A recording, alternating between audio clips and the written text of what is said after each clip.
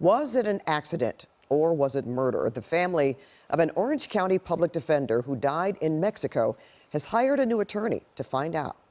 33-year-old Elliot Blair was on vacation with his wife in Baja when he died. Yeah, the coroner there ruled the case was blunt force trauma after a fall. But an attorney for Blair's family claims the facts do not add up. KCAL News Orange County reporter Michelle Gili with more.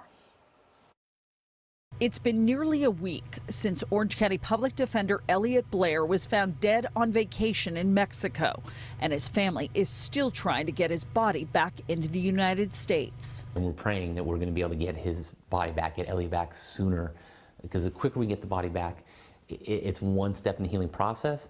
It's also going to allow us to do our own private autopsy. We can't do the toxicology, but we can do the autopsy because the family needs answers. Attorney Case Barnett, who mentored Elliot Blair, shared pictures of him and his wife in Rosarito Beach last weekend, where they were celebrating their one-year wedding anniversary. Here they are dancing a few hours before his body was discovered on a sidewalk on the ground floor of the couple's hotel. Because the Mexican officials embalmed the body, a requirement, Barnett says, toxicology can't be done. But in Mexico, he says samples were taken, which could shed light on Baja police statements indicating that Elliot Blair's blood alcohol level was very high. His wife disputes that he was drunk.